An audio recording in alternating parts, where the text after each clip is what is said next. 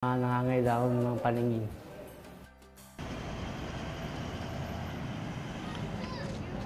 Sa Examiner Street sa Quezon City, may tulad ni Doc Elmer na mabuti ang kalooban. Lola! Dito lahat ng kakayan dito. Si Benji, mas kilala bilang Mang Urot, ang sagot sa ilang sikmurang kumakalam. Kahit umuulan, tuloy ang feeding program ni Mang Urot. I was walking along Quezon Avenue. Punta ako sa isang restaurant dahil may celebration ng birthday. Nakita ko 2 bata kumakain ng manok. Katabi niya yung basurahan. Naisip ko galing yung manok doon sa basurahan.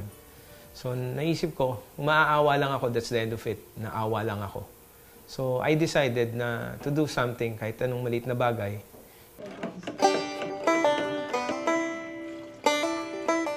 Mayo 2012 nang simula ni Benji ang karinderya ni Mang Urot. Dati ay sa call center siya nagtatrabaho. During my teens, medyo nag-succeed sa negosyo yung parents ko. So medyo well off. Relatively rich. But nung nagkasakit yung father ko, bedridden siya for 4 years. Yun, yung finances bumagsak. Oh, walang wanted sa inyo ha, baka makita sa TV. Sa labas ng isang pribadong opisina sa Quezon Avenue sila naglalatag ng lamesa. Pritong manok, afritada, longganisa, ang ilan sa mga inihahain nila. Sa likod ha, pag nakuha. 3 beses sa isang linggo nila itong ginagawa. Sa amin kasi, basta sinet up ko yung table, it doesn't matter.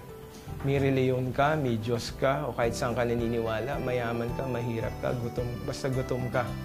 Pwede kang kumain hanggat may pagkain kami. Walang sidla ng tuwa ng mga nakakakain ng libre. Parang malaking injustice na maraming nagugutom. Dahil sa atin, personally for me, napakayaman ng bayan eh. Bakit kailangan may Pilipinong magutom? Bukod sa pagkain, namimigay rin kung minsan ng kumot at iba pang gamit si Mang Urot. Ang kabutihan ni Mang Urot pinag-uusapan sa social media. Kaya naman kung dati ang miyembro ng pamilya lang ang kasama sa pagpapakain, ngayon may mga volunteers na. Nag-tie up yung isang organization which is I Volunteer. So may mga tumatawag, gustong tumulong. So yung iba sa kanila talaga hindi ko sila kilala. But because they want to do something good, I can provide them a place to do that.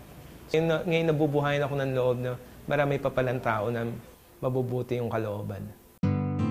Nakatanggap na rin ng donasyon si Mang Urot mula sa mga kaibigan at ibang tao. Umaabot sa 5 hanggang 6,000 piso ang kadalasang natatanggap ni Mang Urot galing sa donasyon. Dahil dito, nakapagbigay na rin siya ng school supplies, tsinelas at iba pang gamit.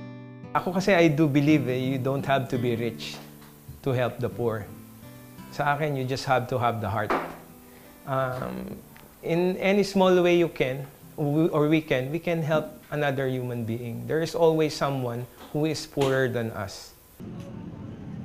Para kay Mang Urot, kahit sino, pwedeng tumulong. Say, may maliit lang ang sweldo mo. If you can allocate 150 pesos a month for charity, magbili ka ng crackers, siguro mga 40 to 50 pieces, maglagay ka ng 3 piraso sa bag mo every day. So, pag mga may madadaanan kang gutom, pwede kang magbigay ng paisa-isang balot ng cracker. It only takes one smile to offer welcome, and blessed be the person who will share it. It only takes one moment to be helpful, and blessed be the person who will spare it. It only takes one joy to lift a spirit, and blessed be the person who will give it. It only takes one life to make a difference, and blessed be the person who will live it. Sang damakmak ang problema ng bansa. Mahalagang mamuna, maging kritikal at maging bahagi ng pagkilos para igiit ang pagbabago. Pero dapat maging bahagi rin tayo ng solusyon at pag-aksyon.